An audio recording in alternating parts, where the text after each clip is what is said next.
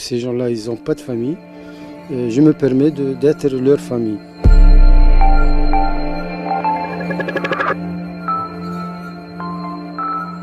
Nous sommes à Zarsis, en Tunisie, à 60 km de la Libye. Et sur ces plages, la mer rejette régulièrement les corps de migrants morts noyés en tentant la traversée vers l'Europe. Ces hommes, ces femmes et ces enfants s'échouent ici dans l'indifférence presque générale. Mais un retraité tunisien, un ancien pêcheur, a décidé de consacrer sa vie à ces anonymes en prenant soin de leurs dépouilles. Bonjour Shams. Bonjour. Merci de nous recevoir. Merci. Pas de quoi enchanter. Ça, c'est la cimetière des Inconnus.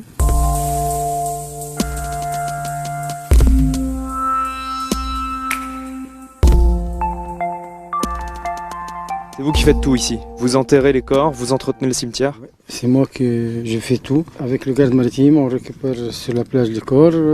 Et après, on va essayer avoir l'autorisation du procureur, l'autorisation d'enterrement. Qui sont les gens qui sont enterrés ici dans ce cimetière? Ce sont tous des subsahariens, non identifiés. Parfois, tu trouves un demi-femme, un demi-homme, sans tête, sans bras, décomposés. Ces gens-là, ce sont tous qui sont passés par la Libye. Et qui ont pris un bateau pour essayer de rejoindre l'Europe. Ce sont les bateaux de mort. Est-ce que vous avez déjà enterré plusieurs personnes en une seule journée? En 2017, au mois de Ramadan, chaque journée, on est arrivé dans une journée 5 cadavres. Tous les jours? Tous les jours, chaque jour de Ramadan, on enterre. Ça fait maintenant 10 ans que Shamseddine offre des sépultures aux migrants ici. Au total, il en a enterré plus de 400 et ils sont tellement nombreux qu'il a dû construire de nouvelles tombes par-dessus de plus anciennes déjà existantes. Il y a ici une femme, il y a un gosse. On a trouvé ça sur la plage ici. Je me dis peut-être l'enfant c'est son enfant. Quel âge il avait l'enfant, vous pensez? Après le rapport médical, 5 ans.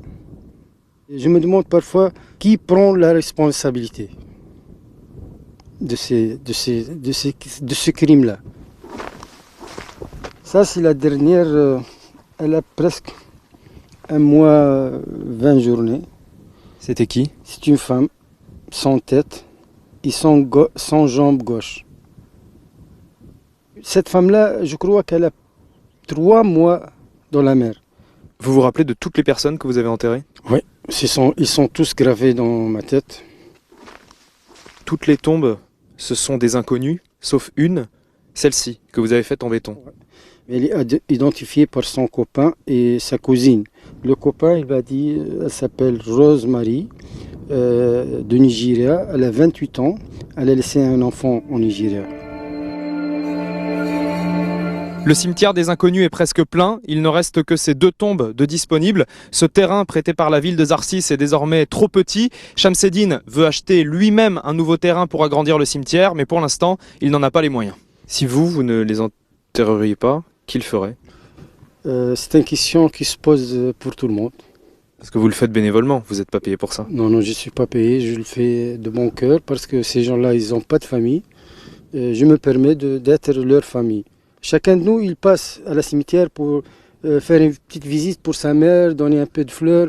Mais eux, qui va faire ça pour eux? Vous êtes musulman, Shamseddine? Je suis musulman. Dans ce cimetière, vous enterrez les gens, vous ne savez pas de quelle religion ils sont. Vous regardez pas la couleur de peau? Non, je ne veux pas la religion, je ne veux pas la couleur de peau. C'est un cimetière multi-religion. Si vous aviez un message pour les familles des gens qui sont enterrés ici, ce serait quoi? Je suis là avec eux. Il ne faut pas avoir peur parce qu'ils sont bien enterrés, ils sont bien respectés. Dommage que vous ne pouvez pas venir voir fils, mais je suis là, leur famille. Il n'y a pas que les corps des migrants qui arrivent sur les plages ici à Zarsis, il y a aussi des dizaines de milliers d'objets qui leur ont appartenu. L'un des amis de Shamseddine, Mohsen, recueille ces objets bénévolement et les entrepose ici dans une sorte de musée pour leur rendre hommage. Toutes les chaussures que j'ai ramassées appartiennent à des migrants clandestins. Je les trouve quand on entend qu'il y a eu un naufrage dernièrement, donc je trouve les vêtements et les chaussures. Ça, c'est des chaussures d'enfants que vous avez trouvées sur la plage, c'est ça? Oui, des chaussures d'enfants qui accompagnaient leurs parents. Ce qui me touche aussi, c'est un peu quand je trouve les souliers qui sont un peu rafistolés pour traverser le désert de l'Afrique vers la Libye. C'est pas facile. Donc ces gens-là, ils réparent un peu leurs chaussures dans des conditions très très difficiles. Pour moi, c'est un peu comme une bouteille à la mer, avec un message à lire, à suivre. Vous avez trouvé combien de chaussures?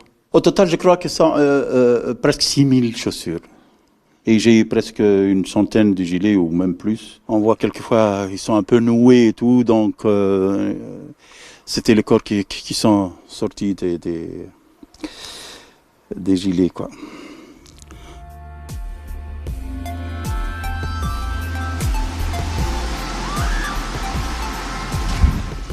On va aller faire un tour en bateau avec Shamseddine. Il veut nous montrer quelque chose.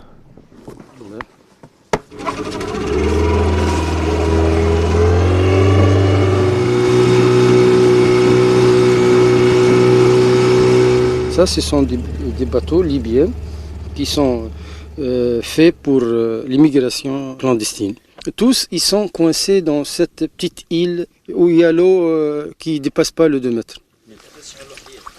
Donc ces bateaux partent de la Libye, ils échouent, ou ils font naufrage en Méditerranée, et les courants ramènent ici les bateaux et les corps. Oui, ils ramènent les bateaux et les corps. Combien de migrants les passeurs mettent sur ce genre de bateau? Ce genre de bateau, 400. 400 personnes? Oui.